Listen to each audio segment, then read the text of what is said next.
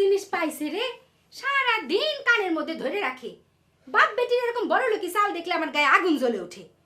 উফ, তোমার জন্য একটু শান্তি মতো মানুষের সাথে কথাও করতে পারবো না, তাই না? শিখছ তুই তো এক টাকা আমি। হঠাৎ বাবুর বেটি, তুইও হঠাৎ নায়িকা হয়ে গেছু। অত বড় মেয়ে হয়েছিস, রাধা বাড়া কিছুই শিখলু না। শ্বশুরবাড়ি যেয়ে কাম করে খাওয়া লাগবি না? আমি কি ভাত রাতার জন্য বিয়ে করব নাকি? আমি থাকবো ঢাকা শহরে, ওখানে অত রাধা বাড়া জরুরি না। আর পয়গম কইছে যে ওখানে টাকা থাকলে সুখও কিনতে পাওয়া যায়। আর তুমি চিন্তা করছো রাধা বাড়ার? খুব টাকার গরম হয়ে গেছে বাপ বেটি দুজনেরই। বেশি টাকার গরম ভালো না। একজন তো ঘুমের মধ্যে স্বপ্ন দেখে চমকে ওঠা শুরু করেছে। আমা তুমি একটু যাও তো, তোমার জামাই ফোন করো।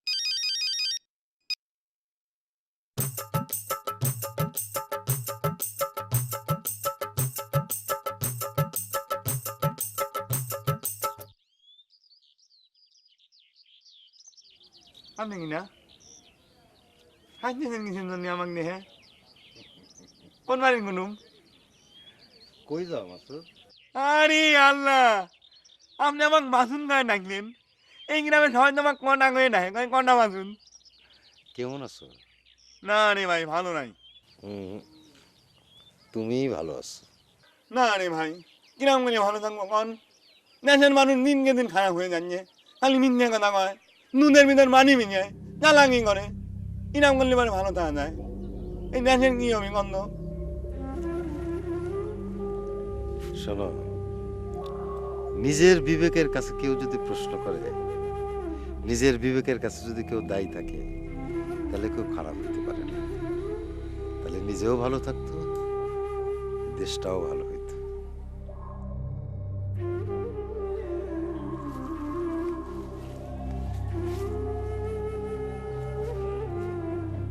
লোক না কি না ভালো মনে হইল। ভাই, আপনার পাও দুইটা ধরে কই, এই কথাটা কাউ কবেন না। এই কথাটা যে মানুষ কয়ে দেন, তাহলে আমার এই লগ্নের সাথে বিয়ে হবি নি, তাহলে তো আমার সারা জীবনে বিতে হয়ে যাবে। ভাই তুমিই না কও ভালোবাসায় পানি মেশানো উচিত না। এখন বুঝতেছো তুমি তোমার ভালোবাসায় কতটা পানি মিশাইছো? কয়ে দিব কিন্তু।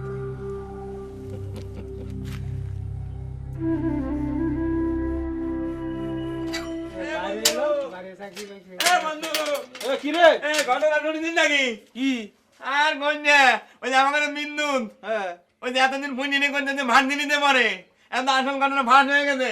কি? আরে সে তো ভাত নিতে চাকরি পাই নাই।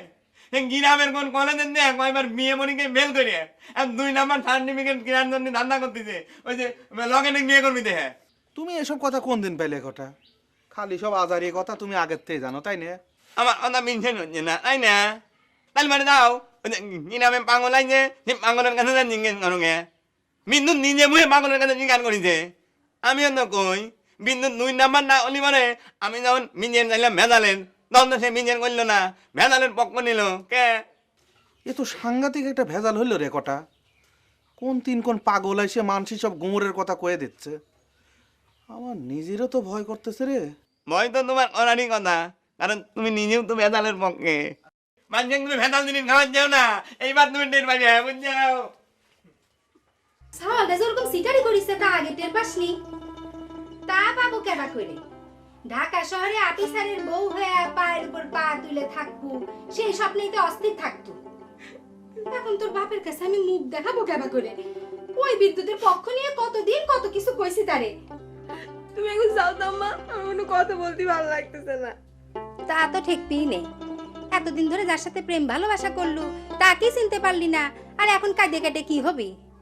এতদিন তুমি আব্বার সাথে সংসার করতে চাও, তুমি আব্বাকে চিনতে পারি চাও?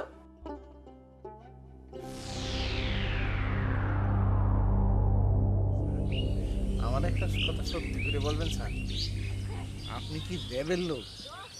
ওই একটা জিনিসই আমি খালি ভয় পাই স্যার। স্যার আপনি যদি হাতে আমি পায়ে ধরি স্যার, স্যার আপনি আমার এত বড় সর্বনাশ করেন না স্যার।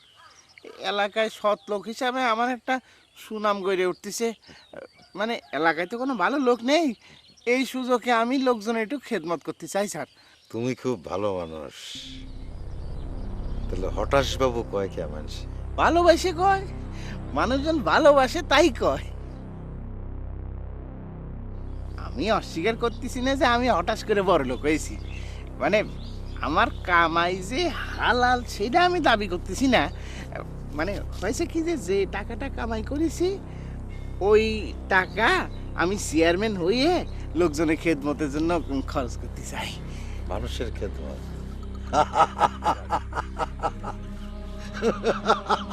স্যার, ও স্যার, আমি আপনাকে খুশি করে দেবানি, মানে কত লাগবে আপনি আমাকে কইলে আমি ব্যবস্থা করবানি, কেউ টের পাবে না।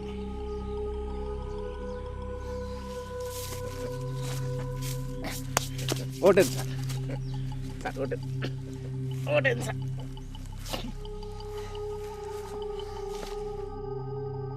পাঠা দেবানি স্যার। সাবধান, সব জানে, কয়ে দেবো কিন্তু।